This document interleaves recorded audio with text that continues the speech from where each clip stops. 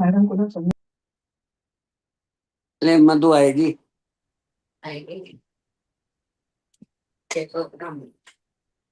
Ma'am, please start. Thank you.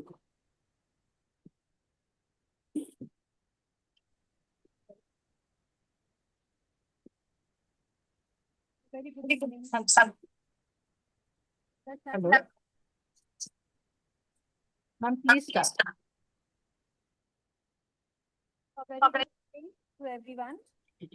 On behalf of the Women's Pediatricians Forum, it is my privilege to welcome you all in today's session of WPF Icon Series. Knowledge grows when not Audible Alpa Alpana आप Audible नहीं है एक बार check करें अपना now your voice is low. अभी आ रही है ma'am अभी आ रहा है मैम हाँ. A very good evening everyone. On behalf of Women Pediatricians Forum, it is my privilege to welcome you all to today's session of WPF Icon Series. We know that knowledge grows when it is shared and excellence is achieved when learning never stops. It gives me immense pleasure to welcome all on a platform dedicated to academic excellence, professional development, and meaningful collaboration among pediatrics. This forum is established with the vision of empowering women pediatricians, fostering leadership, and creating opportunities for learning and networking. And through this series of icon series, we have the privilege of interacting with distinguished experts whose work has shaped and advanced pediatric practice. With this, I would like to invite Dr. Madhu Raturi ma'am, Chairperson WPF is here to welcome you. Welcome ma'am.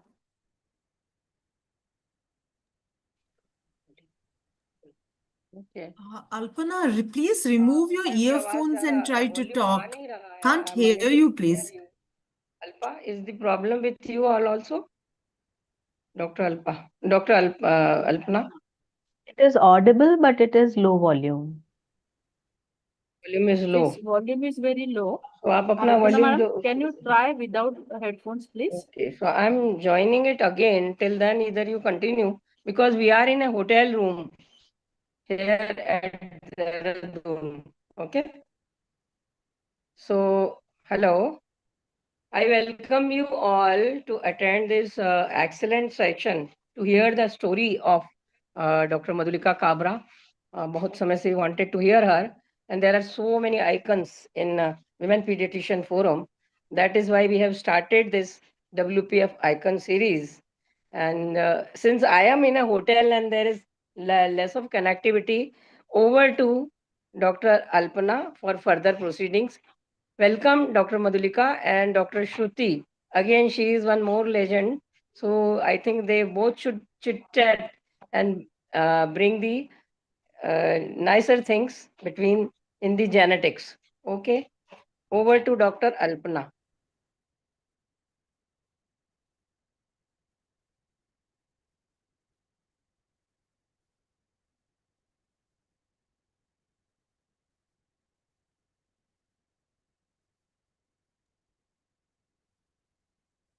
Alpana ma'am, can you hear us? Alpana, please start No, further ma'am. proceedings. We cannot Please. hear you, Alpana ma'am.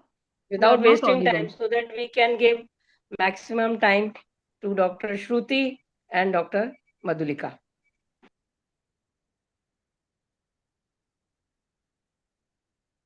No, ma'am. No.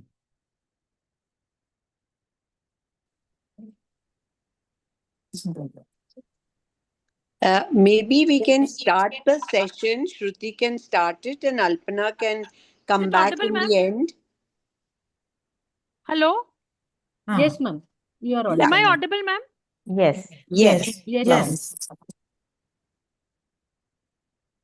अभी सुनाई दे रहा क्या? Yes, yes. Yes, madam. Yes. Yes. So to continue, the Women's Pediatricians Forum was established with this vision. Hello? Please. Yeah, continue So without talking. wasting You're time audible. now, as we are already late, I will invite Dr. Shruti Bajaj, ma'am, just to introduce her. She is MD Pediatrics with a fellowship in clinical genetics from KEM Mumbai. She has masters in neurometabolism and cell biology from Barcelona, Spain. She's a director and consultant clinical genetics in the Purple Gene Clinic at Mumbai. She is the founder and scientific advisor of the support group for Down syndrome, PEHEL, an initiative for Down syndrome. She has trainings from Switzerland, from KEM Mumbai, and has also served as ex-assistant professor, KEM Hospital, Mumbai in the genetics clinic. I invite you, ma'am, for the program ahead. Thank you so much for this kind invitation. It's a matter of pride and privilege, A, to be representing as a woman in this forum, and B, to be taking an interview as a fangirl rather than a moderator for Madhulika Kabra, madam. And it's my absolute privilege to read out the details so that for the people to understand the vastness of her career. Madam is currently, she is an emeritus scientist, former professor and head at the Department of Pediatrics in the Division of Genetics at the ICMR as well as AIMS, New Delhi. Dr. Madhulika Kabra is a distinguished Indian pediatrician, clinical geneticist, biomedical scientist with a long and impactful career in child health, genetics, and rare diseases. She has served as the professor and head of department in pediatrics and in charge of the division of genetics at the All India Institute of Medical Sciences in New Delhi, one of the country's leading tertiary care and academic institutions, as we know. Over here, she combined clinical excellence with her visionary leadership in genetics and genomics, advancing both patient care and scientific research for decades. Dr. Kabra's academic and professional journey is grounded in rigorous medical training and deep commitment to children's health and genetic medicine.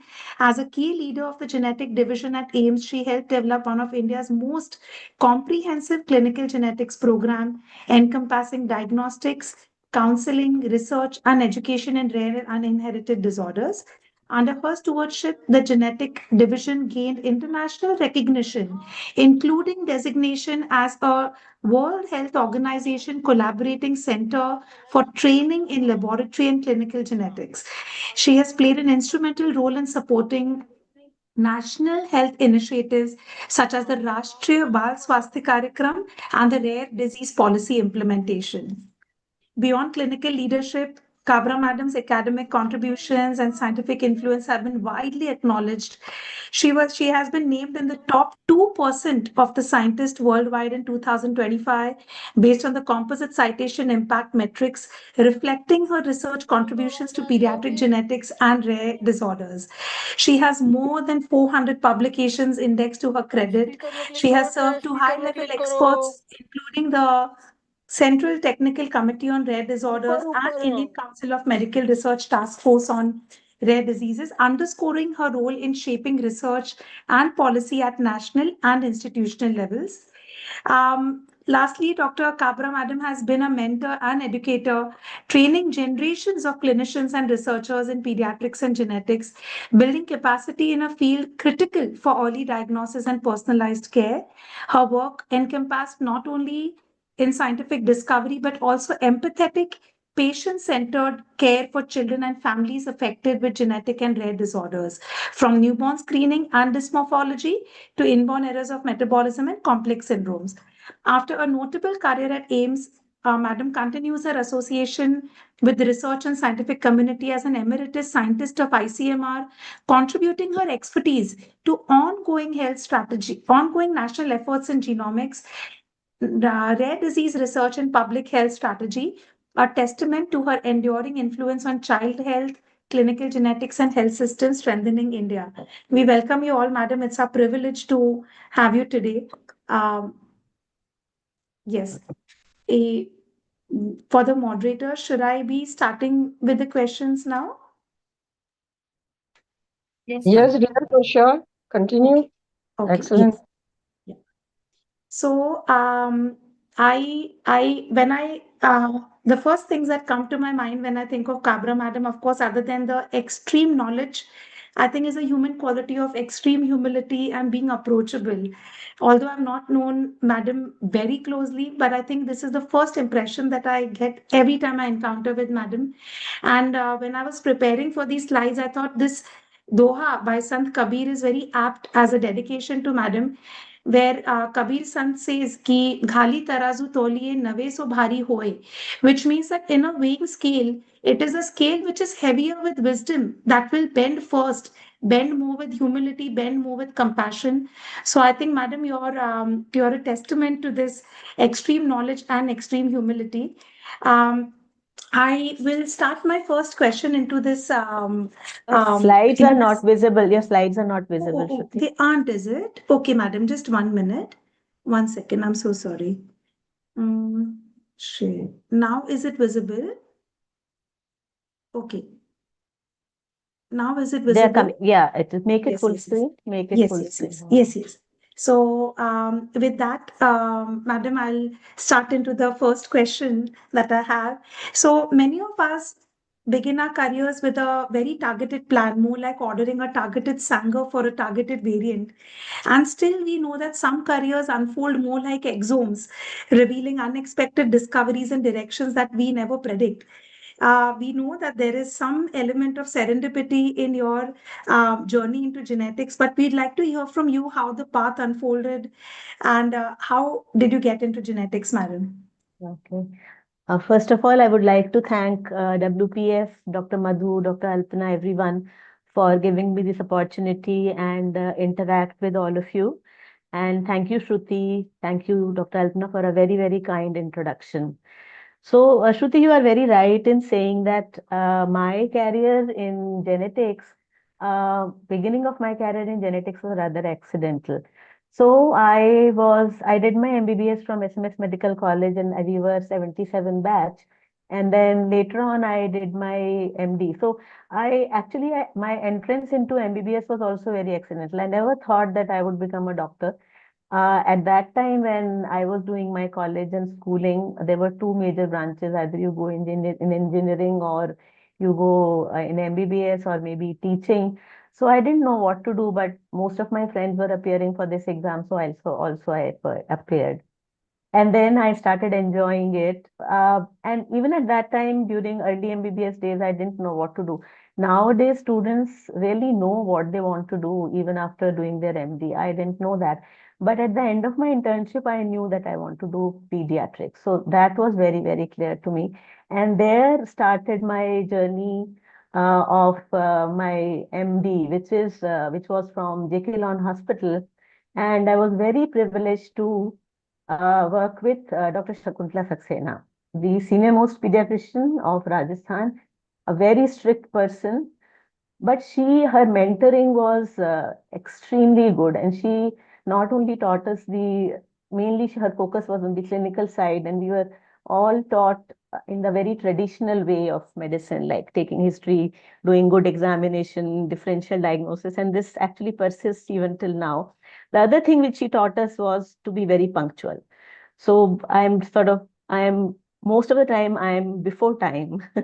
So that trait actually came from there. So, and then there were many friends and colleagues there during my MD, and actually I met my husband also during when I was doing my MD.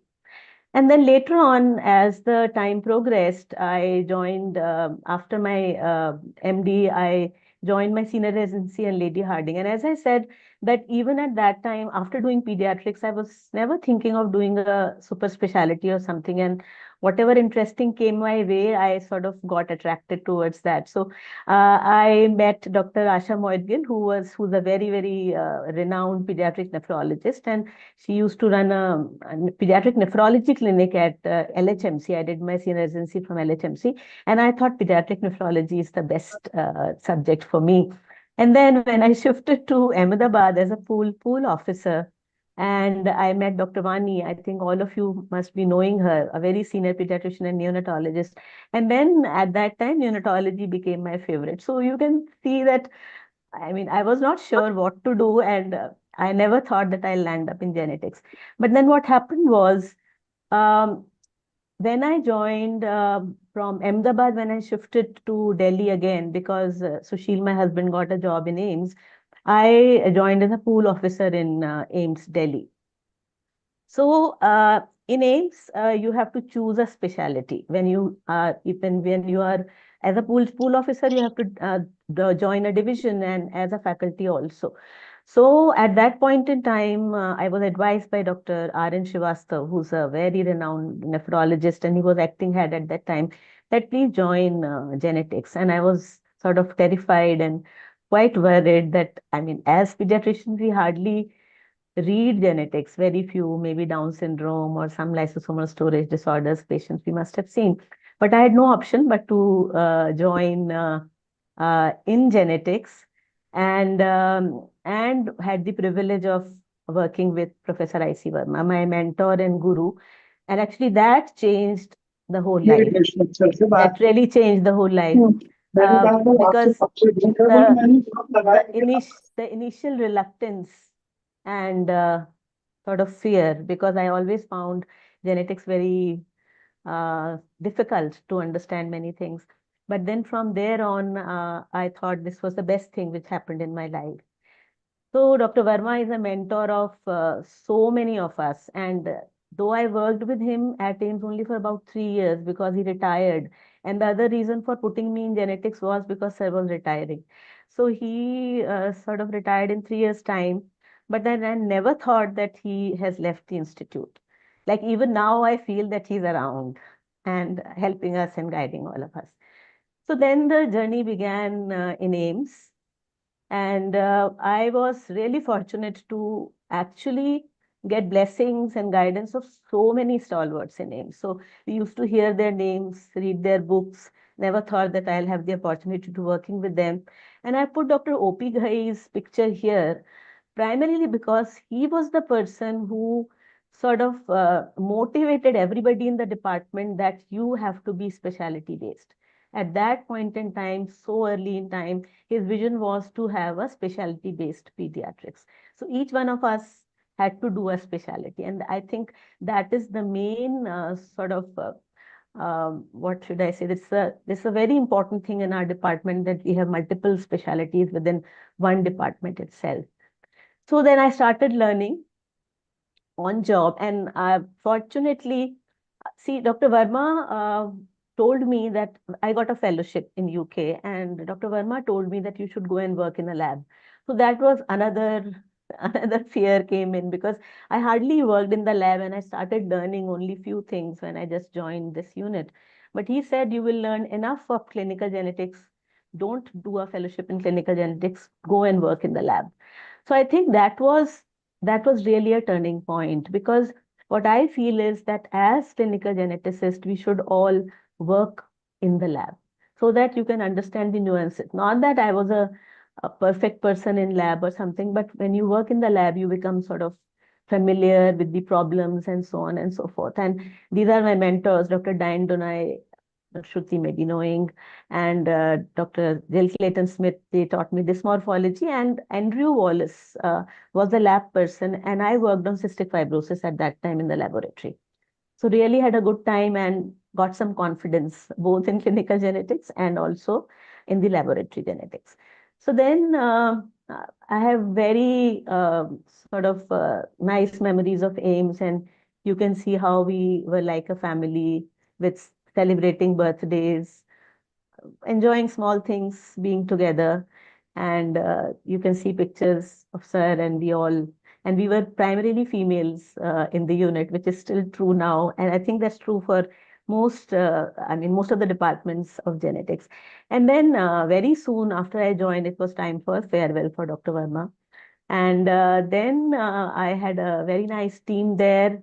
The only problem was that most of the staff was project staff, and there was a lack of permanent staff, and building things and continuing them was a problem. But we all tried together and were able to do few things which were helpful for the patient care services.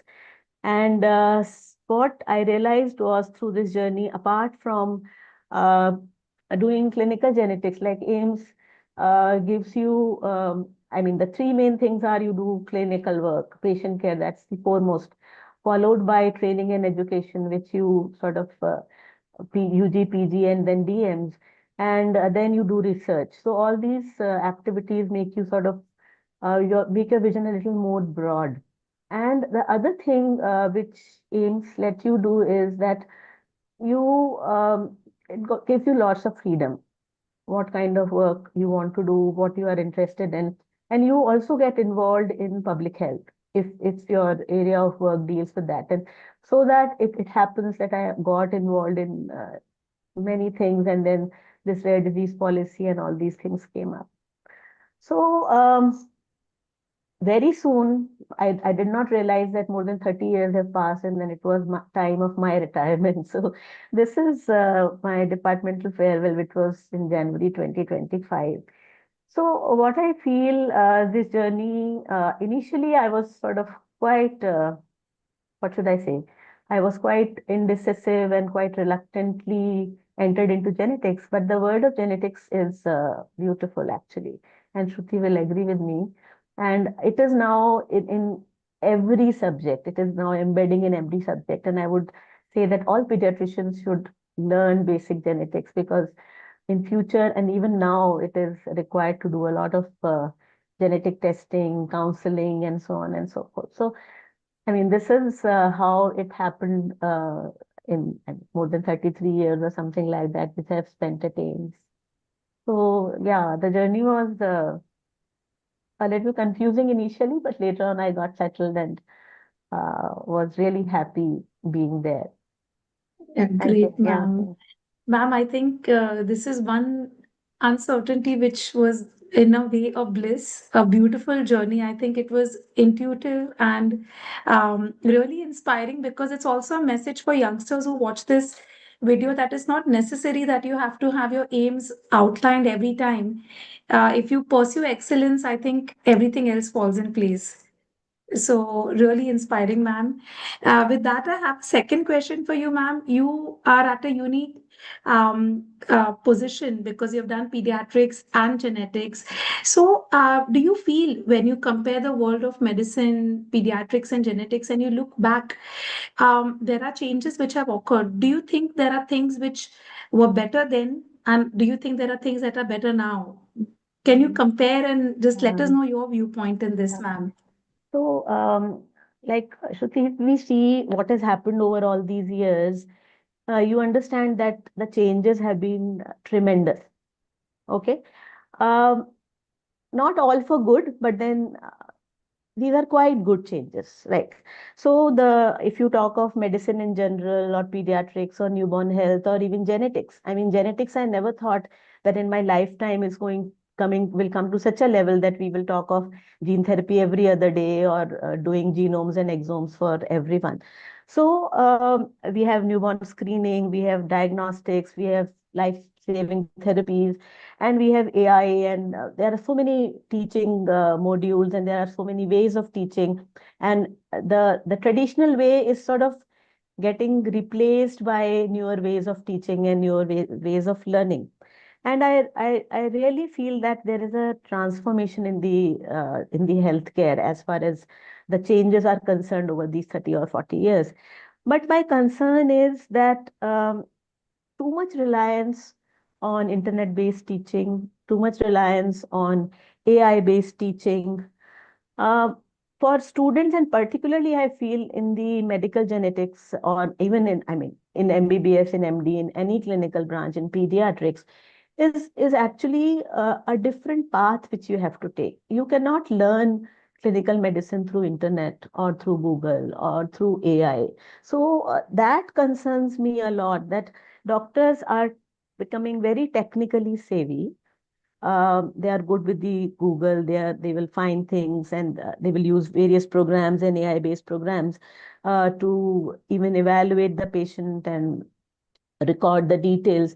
But the most important thing which I feel is that when you are talking of clinical medicine, it's an art. It's a science. I do not disagree with that, but it's an art. And it will only come through a very personal kind of approach. So bedside teaching has no alternative. clinical examination has no alternative. I know there are tools now that you can even do a sort of clinical examination also. And so the relations, and that used to build relationships amongst the doctors, patient-doctor relationships also. And with this and with that technology coming in and so many investigations coming in, most of the time what happens is that deeply personal relationships are moving more towards safe relationships. We do not want that patient should get angry, he or she should question us, or we get into a lawsuit or something like that. So my feeling and my concern is that if we, and I'm sure this is not going to happen, but then this is happening, and I pray that this doesn't happen, that you have robots as doctors. So the thing is that the medicine is something which is close to heart. So you cannot just say these are algorithms or these are SOPs which you can follow. It is an art to how to listen, how to touch lives, how to carry the responsibility and support the decision of your patient and family. So this would only come if you interact. If you don't come to the wards, you don't interact with the family, you don't talk to the patients, I don't think this is going to work. So I think that compassion should remain. And with, I think, a perfect blend or balance of these two is going to work better. So that's my only concern as of now. That's so well said, ma'am. I totally agree with you, and we hope we don't see robots in the years to come. Ma'am, I have another question. So, especially since this is a women pediatric forum, we speak about work-life balance, but we know that for many women, we don't actually balance. It's more of continuous adaptation. So, amongst all the roles that you have played physician, teacher, mentor, researcher, a daughter, wife, and many others. Which role would you say has brought you the greatest joy, and also which one has demanded the greatest resilience? Which one has been the most challenging, madam? So actually, all of them are challenging, but I must say that this work-life balance we never used to hear earlier, right? Right. So this is relatively a new concept, and rightly so. I mean, I'm not saying that this should not happen, but then the issue is that after some time, if you are working anywhere, may it be medicine or anywhere, after some time, the difference between work and life becomes very hazy. So that's what I feel. So your work becomes your life, right? So vice versa, kind of a thing. So when you try to divide your work and life, then I think it becomes a difficulty. And all roles, this will be in all roles. You cannot say that your work is your duty or a burden on you, and the life is the one which you have to sort of enjoy most. So once you sort of merge the two together and you enjoy your life slash work, so that I think is a situation where you do not find that this work-life balance has to be sought. And I totally agree that adaptation has to be there. Every family member has to do that, more so females, I agree. But then I think the best way, if we balance work and life together and do not divide them, we enjoy the life and work becomes a part of your life. Then I think this, we do not talk of the work-life balance. You at times get really uh, I mean, overworked. I don't say that, right? But then if you say that, oh, this is part of my life, not part of my work, this is part of my life, I think that sorts out the problems. So I think you have to have your personal time, your me time, your family time and everything, but you have to merge the two together. And then only you can have that balance. That's what I feel, Shruti. That's wonderfully said, ma'am, especially for, I would say, midlife, mid-career physicians Yes, like us. I think that's a yes, very helpful suggestion. I also feel, ma'am, now talking a bit of genetics, we speak about penetrance and expressivity in genetics. We know talent is inherited equally, but opportunities are not always equally expressed. So, being a woman, were there moments in your career where this aspect that you're a woman, this influenced the trajectory of your professional journey for the good or the bad? And do you think that the other whole generation of women, doctors, scientists, physicians who are coming after you, is there a message that you want to give to these women physicians, ma'am? Yeah.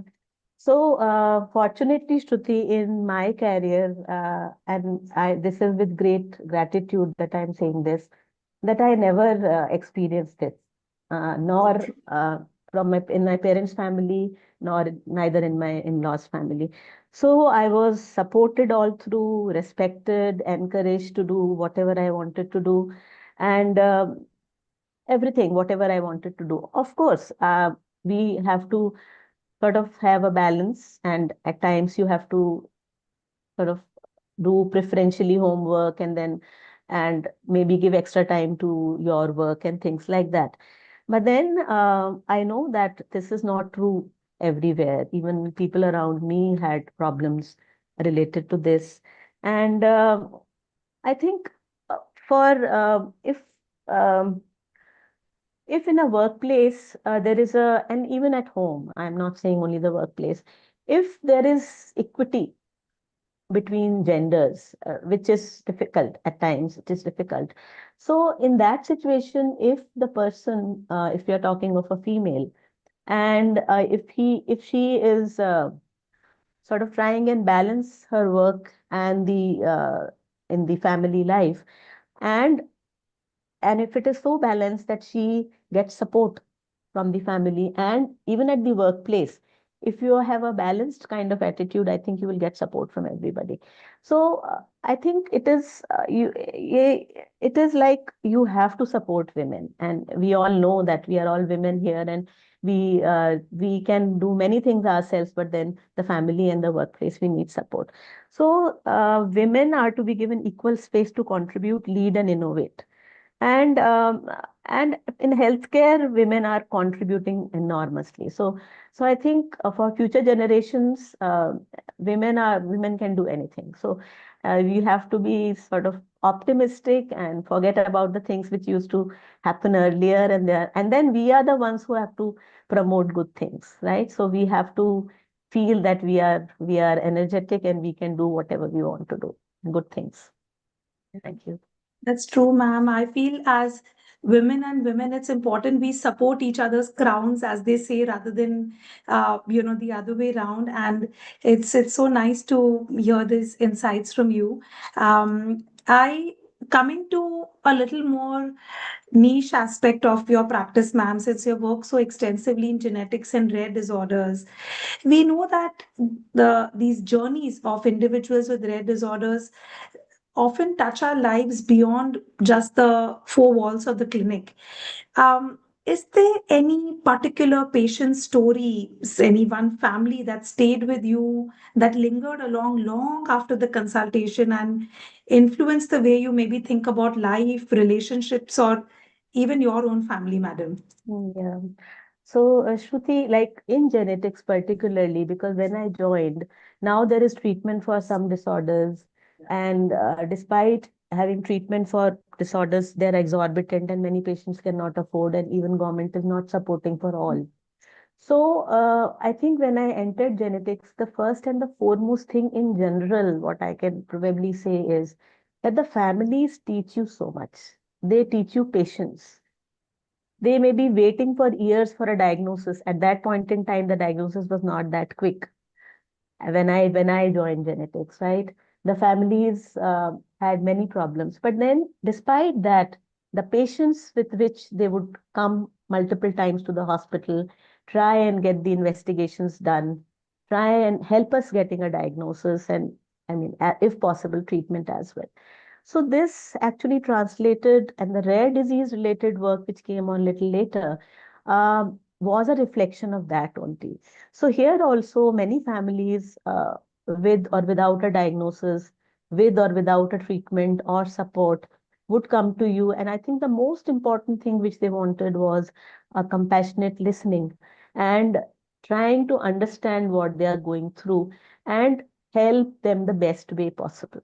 So I think what I learned was the patience which the families have, the doctors should also have the same patience to listen to them, to help them as much as possible. I understand in a very busy clinic, you may not be able to give long time to the patients, but I think when you cannot do much like a treatment kind of a thing, the thing is that you have to talk to them properly.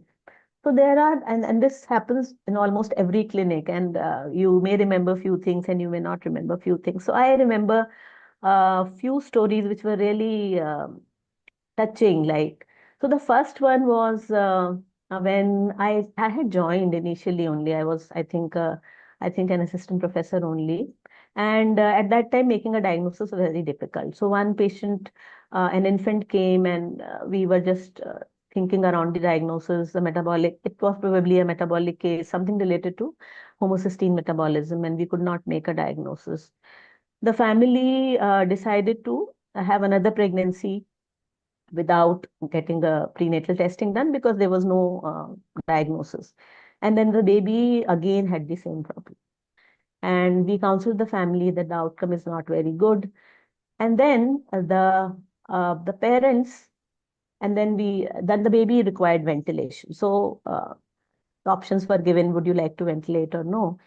So the mother said, I would decide not to ventilate, but you have to be with me till the child is there. So she decided not to ventilate.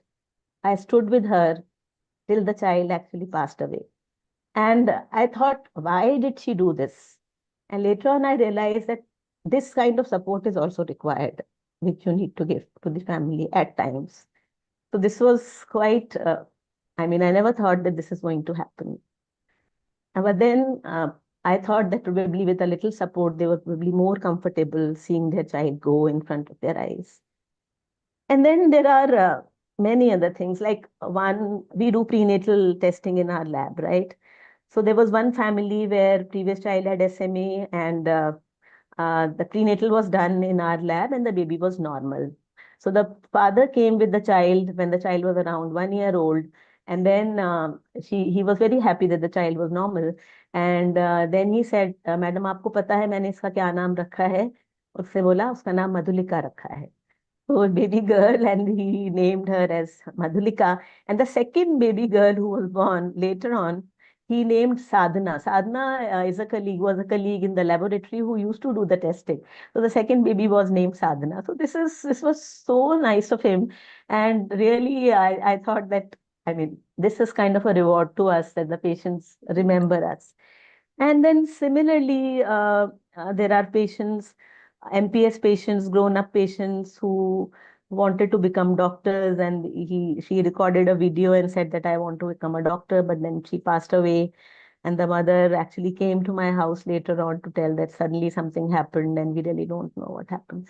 But then I mean, apart from these, there are patients of lysosomal storage disorders who are on treatment, doing very well. Somebody is a lawyer, somebody is a doctor, and you feel so nice that even now they would call you at each step to ask. Even one MPS, one child, very attenuated form, is a doctor now.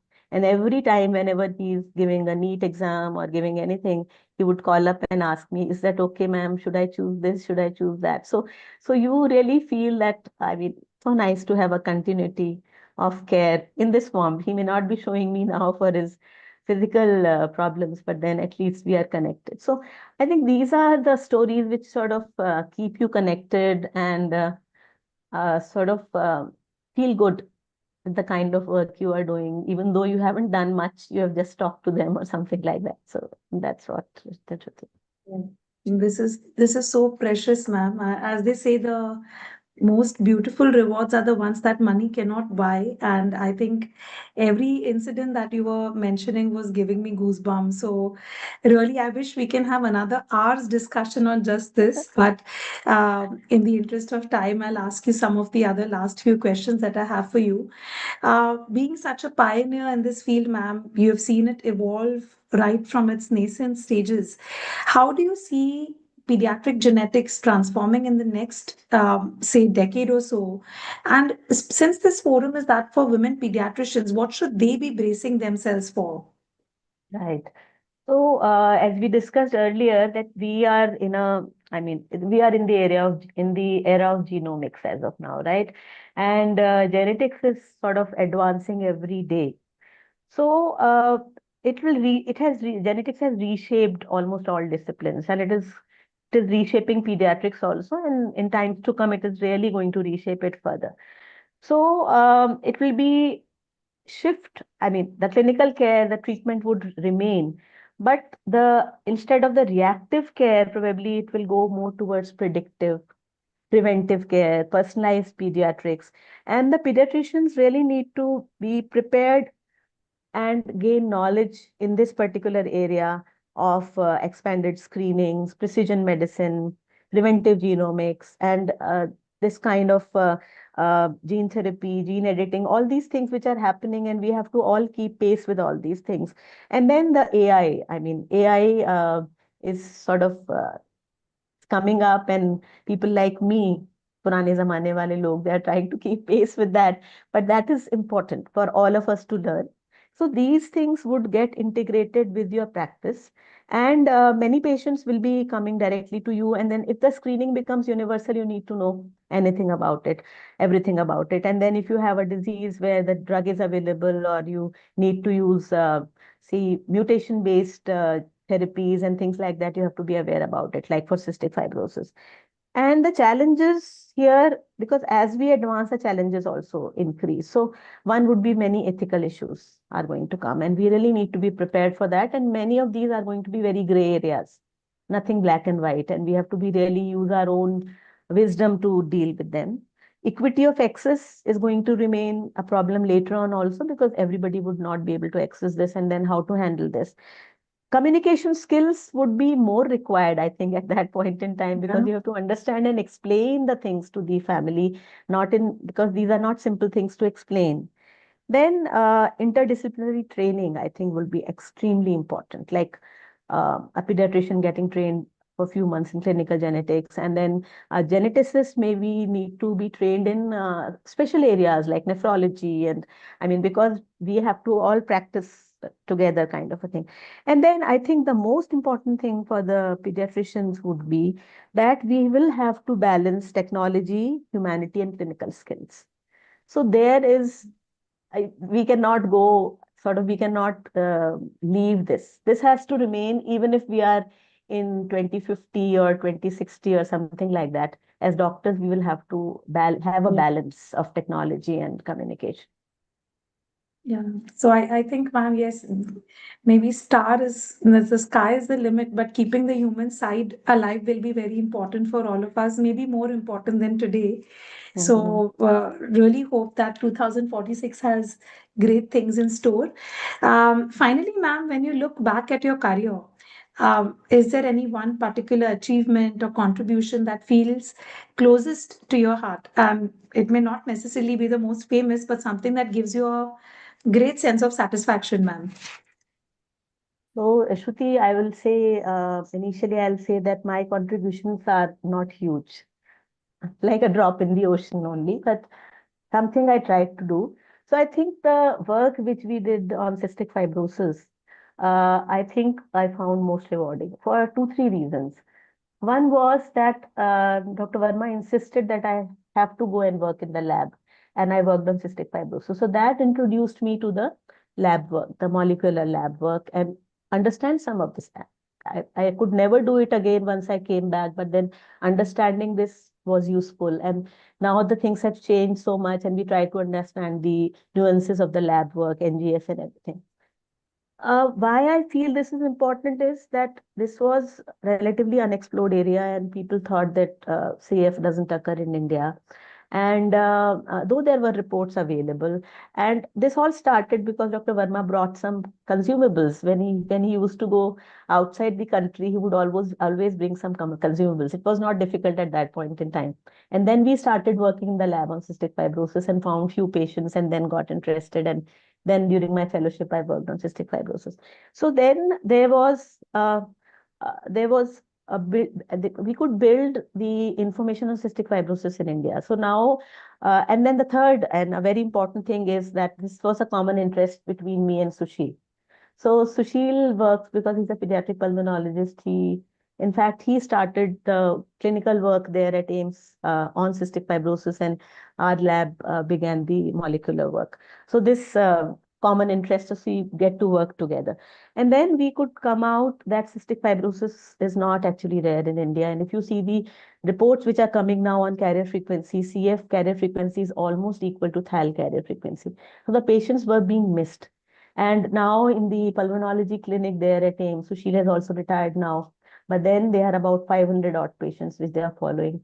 And he was able to sort of introduce an indigenous sweat testing method, which was very cheap as compared to the Western one in multiple colleges of India. We got it made in our own workshop. Sushil designed it and then it was done. So this I thought was a good achievement to bringing in the information about a disease which we thought doesn't occur in India. So that's why I put it a little above.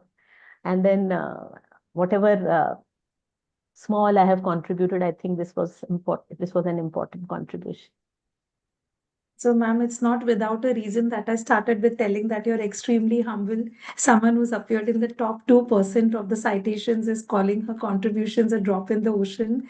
There's really a lot to learn from you, ma'am. But I am going to bring in a bit of zing and interest to this last part of the interview. Madam, I'm just going to ask you some rapid fire 4-5 questions. Okay, No time to think. okay. You'll have Okay. to answer. So, what's your favorite hobby, madam? So I like cooking and cleaning my home.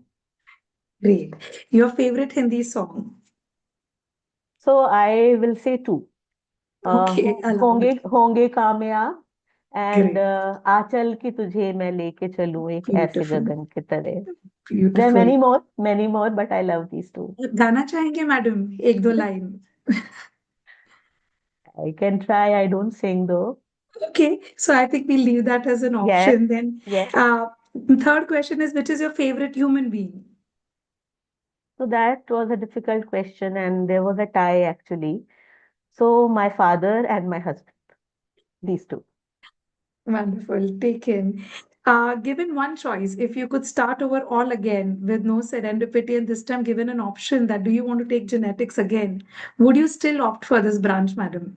Yes, 200%, with some with some edits and maybe track changes, which I would like to Wonderful.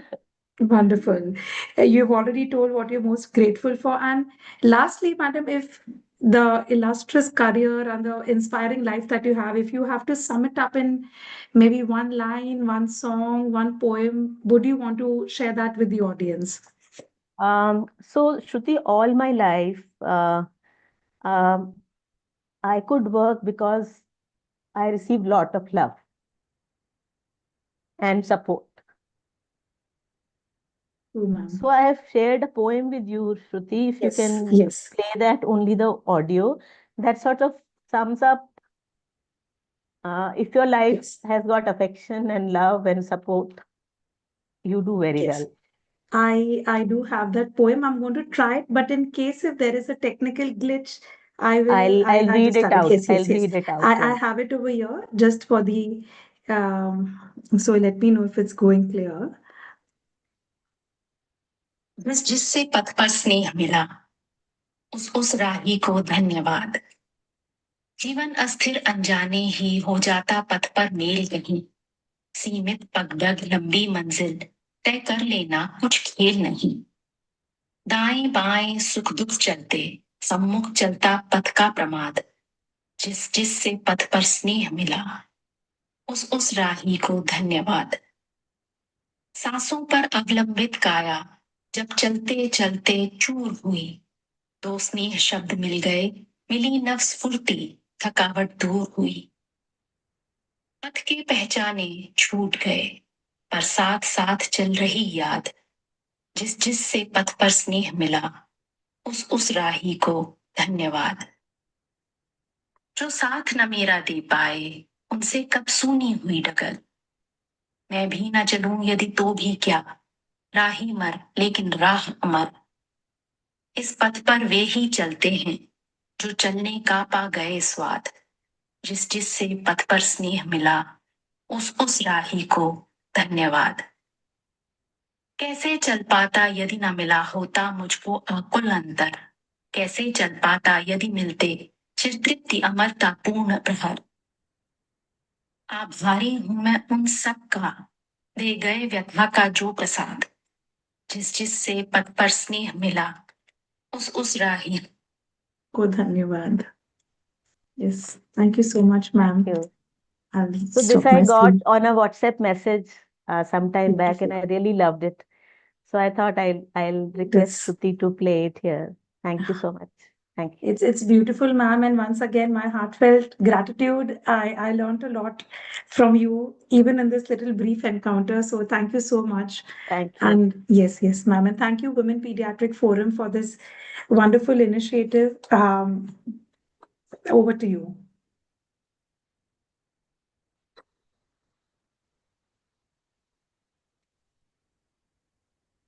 Dr. Alpana, ma'am, are you here? Okay. So, on behalf of WPF, I, Dr. Anuradha Sanade, Honorary Secretary General, would like to ask for the question and answers from the audience. If any from the audience, they can write in the chat box or they can ask directly. We have 3-4 minutes for this. And meanwhile, they are writing in the chat box. I will ask some senior members who have joined today's session. Dr. Asha Benakappa, ma'am, are you there? For enlightening us. Dr. Asha, ma'am? I think madam. Yes, she is there. Dr. Asha is there, I believe. Dr. Asha Yeah, that Benakappa. is why I'm okay.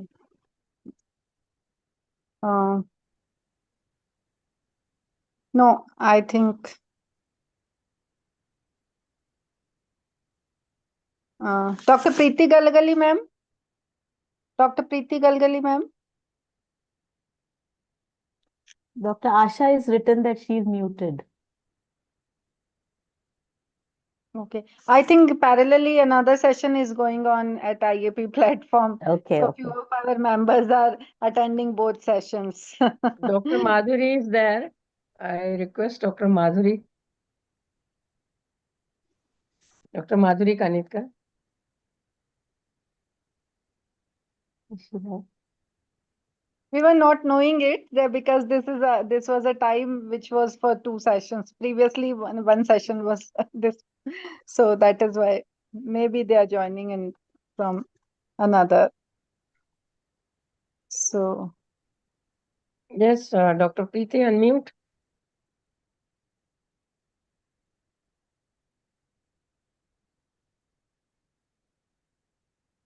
I think they are asking for permission to unmute. Yeah, They are not being that's able to what they are. unmute themselves. Yeah. So I think the setting must be set. I got to unmute and Madhulika, thank you so much. And Madhu, thank you so much. I think it was excellent. The touching stories you shared of patients, which I'm sure is going to stimulate so many youngsters. And I must compliment Shruti for, coming up to the thing and conducting it so beautifully. She really got lovely questions in this. But I would like to say that hats off to you, and I typed it there that you let nothing stop you. Personal health, everything. Thank you. Continued Thank with you. your passion, and that's why today we are all really lucky to hear you. Thank you so much, Madhulika. Thank you. Thank you, Madhuri. Thank you so much. For me, it was really a tough job to select one interviewer for the legendary personality, Dr. Kabra ma'am. So Then Dr. Shruti Madhu, was I the was right knowing, choice. Shruti was the and right she choice. told me, Madam, I'm too junior because Madam is a legend, and I'm too junior. No, not Normally, at all. it's a She, platform we used to unite senior most and then parallelly little junior, no problem. But I think she's a you have done very justice to bright clinical the job. geneticist. Very bright. Yes, I know, ma'am. I've heard her several times, and I really appreciate the way she presents Yeah, things. it is her highness. She told me that I'm very young, madam. How I can just interview madam? I told no, Not at all. Shruti, you have to do this job. Thank you, Thank Shruti, Dr. you. for Preeti Thank you. accepting my Galgani ma'am want to invitation. ask Preeti something wants, yeah. Yeah, Preeti has a question. directly to ma'am. Yes, madam, wonderful. It was very inspiring to listen to you. And Shruti, great job done. And not an easy one, but you did wonderfully well. Madhulika, madam, what was the biggest roadblock in your journey that you ever faced? And how did you overcome it? So, see, when you are working in a government setup, big starting things are difficult. I mean, you know the procedures and everything. And the time when Dr. Verma left, and I was too junior. I had joined only about 3 years that I have joined, and I told you that I was totally genetics naive when I had joined AIMS. So, and then as I said at that time, staff was a major crunch, and most of the staff, even at time when Dr. Verma was there, was the project staff, and when Sir left, the projects ended. So at that point in time, I mean, and then lab tests and everything were being done by the project staff. And when Sir left and the projects ended, I had almost no staff left. So at that point in time, I was sort of very worried in a way that the legacy which Sir has left and he wanted it to continue, that services should continue, how I would like, how I would be able to do that. But then, thanks to the small unit and the number of people we had, a small team we had, we all worked together. And the staff which was there and had left actually helped us out to re-establish things. And the setup was there, equipments were there, but then people were not there. And then, I mean, we want that at that time when I joined, we were in the lab, it was DMD, thalassemia, SMA was just coming up at that point in time and my interest in CF. So people told me, why do you just not pursue CF and then forget about other things? But I said, no, CF is not important. We have to have, at that point in time, I never knew that CF will be that common. But then I said, all the services which Sir was having or planning to have, I think it's my duty to have that. So that was a time when I think for 2 years or so, it was difficult. And then I started getting some research grants, some staff also became permanent. And then I think the credit goes to the staff which I had, the PhD students which were there, Dr. Verma's students at that point in time, they were still working. So they really helped out. And then we were able to gradually build up the services again. And it takes time in the government setup to sort of get staff. Getting staff is a nightmare, so it is difficult, right? Thank you, madam. Your dedication, persistence, and great leadership skills, I think, held everything together. Thank you so much. Thank you. Thank you.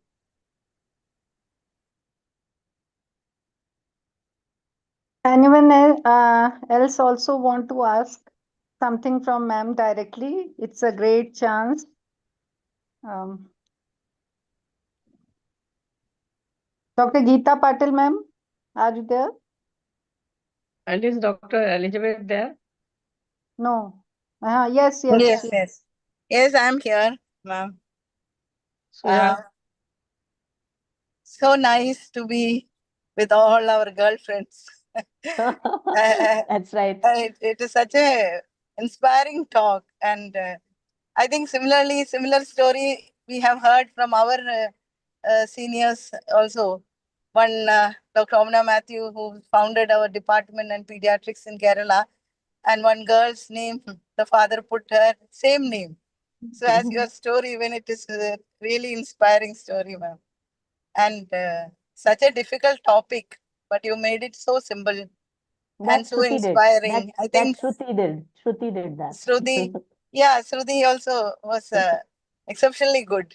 Thank you very much. We really cherish it and very Thank you very much. nostalgic. We feel Thank so you very much. nostalgic. Thank you very much. Thank you.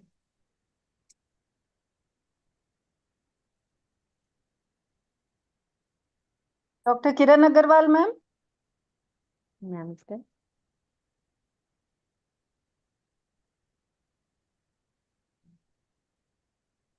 Kabra sir has also joined. Ma'am, उनसे भी He थोड़ी has. बात कर ले, आपकी permission हो तो. Yes, if he wants to talk, I don't know. Ma'am. Kabra sir. Sushil?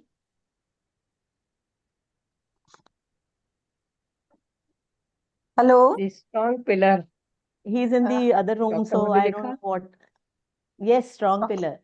Strong Strongest pillar pillar. Strongest for pillar. you, that we Yes. know. Yes, definitely. And we, had the same guide extremely well, our guide, Dr. Shakuntala Saxena. Yes, No man yes, to her yes, in the yes, Department of Pediatrics in SMS yes, Medical College. yes. I talked Excellent, the about her. values still follow. Yes, I think we all. definitely, definitely. Hi, Sangeeta. The Kiran. Hi, Madhulika. Hi, ma'am. Hello, Sorry, ma'am. I was traveling and I was on No the problem, way ma'am. and got No problem. No problem, in the ma'am. traffic jam, reached late. I'm very No sorry problem. to not No to. problem, ma'am. No problem, ma'am. I know you. When I was in Ames, I worked there for some time, and you both were doing senior residence. So I have lovely memories of you, and I am really seen you since that time, both of you rather. And Dr. Sushil, he was able to, when I was in UK, I was attending a clinical meeting there in Cardiff, and he met suddenly, and he came for some fellowship, I think, before joining AIMS. And he came to my place also. He stayed overnight, and you were also supposed to join him for some time, no? But something happened. He got the job. He He had got the to. job in Ames and he had to return. Yeah, and he immediately had to leave. I Yes. remember he gave me, he carried latest copy of Nelson, and he said, "अब मुझे तो मैं इसको क्यों वहाँ पे लेके जाऊंगा?" So he gave it to me. That lovely memories with, and then I have seen you growing, and then the so much dedication. I think it is for hello. Yes, ma'am. Hello, We can hear you. We can something. hear you, ma'am. Yeah, yeah. You, both of you, dedicated your life, sacrificed your life, just like freedom fighters, really. No. And without caring your personal life. I remember एक चोरी भी हो गई थी आप लोगों के घर में. You were not bothered about your personal family life at all, and 100% of your life you gave it to the profession, and you developed the specialty, whatever you were, and both of you really. There is no such example in IAP, really, No, since ma'am. ages, that both husband and wife, they were just the same genes in both of you. Thank you, ma'am. Thank you, ma'am. And but I just wish you best of health, Madhulika. Thank you, You ma'am. must Thank take you so care much. of yourself. It's a long drive. Yes, ma'am. You have already given so much Thank you, ma'am. to India, so much to your to our profession, but you must take care of your health Definitely, ma'am. also. And I am there really. If you need me anytime, Yes, ma'am. I day know or that. night, I know that, ma'am. Thank you yeah, so much. I am Thank you. there. Thank you so much. Thank you Thank you, so ma'am. much. Thank you.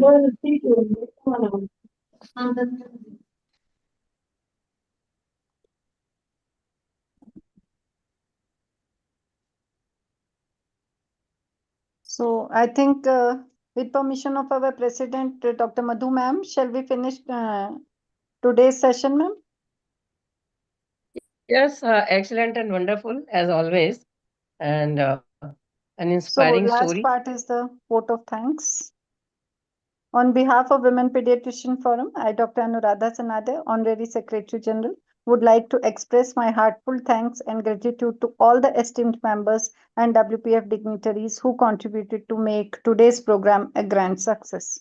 My first thank to our WPF patron, Dr. Madhuri Kanitka ma'am, who joined today's session, Dr. Himabindu ma'am, founder chairperson, our immediate past president, Dr. Sangeeta Lodha ma'am, who was the key behind this session. She was very eager after Jaipur conference to conduct a session with Dr. Kabra ma'am. And Dr. Shruti Bajaj was also her discovery. And now a big thanks to our guest today, Dr. Madhulika Kabra ma'am, for such an extensive presentation on this complex topic of genetics. I am thankful to our moderator, Dr. Shruti Bajaj, for beautifully conducting today's session. Last but not the least, a big thanks to all the audience for patient listening. Nothing would have been successful without the lady behind the curtain, our tech support, Ms. Pallavi Dharmadhikari, and also I'm thankful to other senior pediatricians who have joined today's session, Dr. Geeta Patil ma'am, Dr. Sumita Nayak, Dr. Preeti Galgali ma'am, and Dr. Kiran Agarwal ma'am, and many more. Thank you. Dr. Parmeshwari Mishra ma'am, for joining today's session. Looking forward to conduct many more sessions this year in WPF Icon series as well as other academic series. I would end up with a few lines for such a genius person, such icons. वक्त से लड़कर जो नसीब बदल दे, इंसान वही जो अपनी तकदीर बदल दे, कल क्या होगा कभी मत सोचो, क्या पता कल वक्त अपनी तस्वीर बदल दे। मैम को कभी नहीं पता था वो जेनेटिक्स में आएंगी। मैम नेफ्रो में जाना चाहती थी, नियोनेटो में जाना चाहती थी। आई थिंक जेनेटिक्स की तब इतनी डिमांड भी नहीं होगी, बट स्टिल मैडम ने कुछ हटके सोचा और आज हम सबके सामने है कि मैम ने पीडियाट्रिक जेनेटिक्स में क्या कुछ कर दिखाया है। मैम को तहे दिल से सलाम। Thank you very much.